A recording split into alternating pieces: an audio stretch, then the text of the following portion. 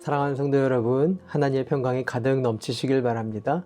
오늘 우리가 함께 대할 말씀은 창세기 18장 32절 말씀입니다.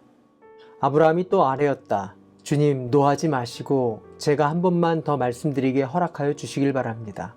거기에서 10명만 찾으시면 어떻게 하시겠습니까?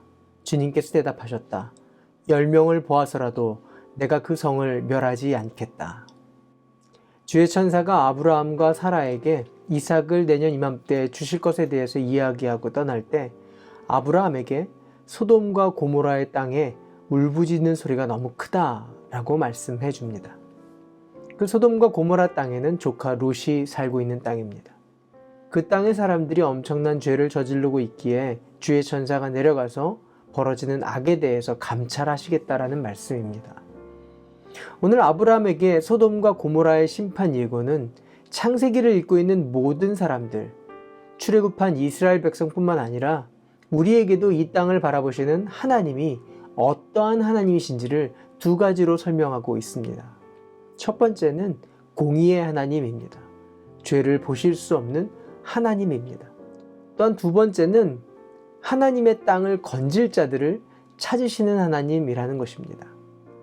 창세기는 시작부터 마칠 때까지 끊임없이 죄가 사람을 망가뜨린다라는 것을 말씀하고 계시고 그 죄에서 자유케 하시기 위한 하나님의 계획을 말씀하고 있습니다. 천사들이 아브라함에게 소돔의 심판을 예고할 때 아브라함은 조카 롯을 기억할 수밖에 없었습니다. 그리고 공의의 하나님께 긍휼을 구합니다. 그래서 의인 50명을 구합니다. 그러나 결국 10명도 없어서 심판을 막을 수 없음을 깨닫게 됩니다. 하나님은 심판을 즐기시는 하나님은 아닙니다. 회복을 기뻐하시고 아버지의 마음을 헤아리는 자를 사랑하시는 하나님입니다. 그런 그들이 보내어진 땅에서 적극적으로 선을 채우고 하나님의 은혜를 채우며 선으로 악을 이기는 자들이 되기를 바라시는 하나님입니다. 롯이 소돔 땅을 선택했을 때 성경은 그 땅은 사람들이 악하였으며 주님을 거슬려서 온갖 죄를 짓고 있다라고 말씀하셨습니다. 소돔을 심판하기 위한 예고였지만 롯의 사명이 있음을 알려주신 것입니다.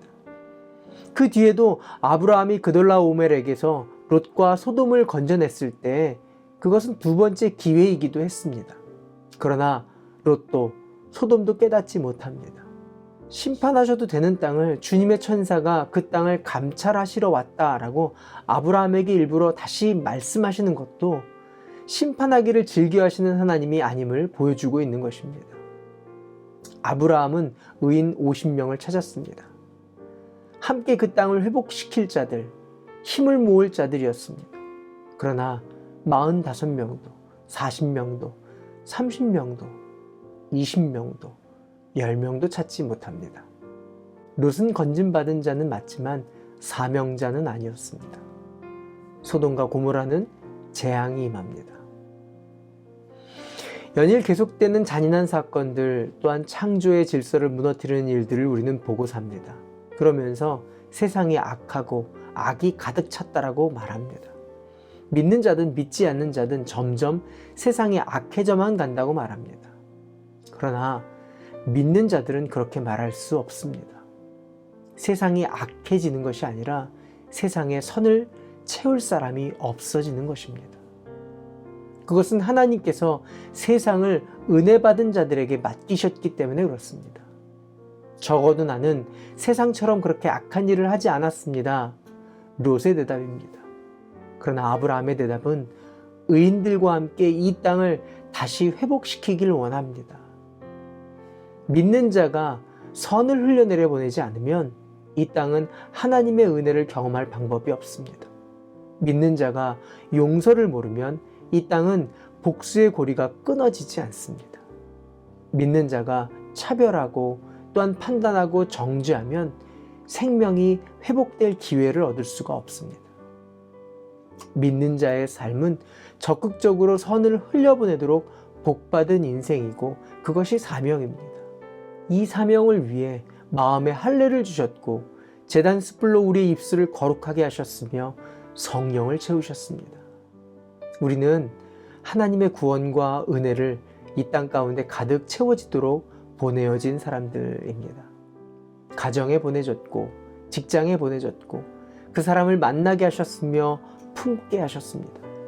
그 분야에 그 전공에 보내준 사람이고 그곳에서 창조의 질서가 온전히 회복되도록 무너진 영혼을 정죄하지 않고 품도록 보내어진 사람들입니다. 하나님의 살아계심을 우리를 통해 드러내도록 보내어진 사람들입니다. 이사야는 부르심을 받았을 때 하나님의 안타까운 심정을 듣게 됩니다. 내가 누구를 보낼까? 누가 우리를 대신하여 가며 그들을 품을 것인가? 이때 이사야가 대답합니다. 주님, 제가 여기에 있습니다. 저를 보내어 주십시오.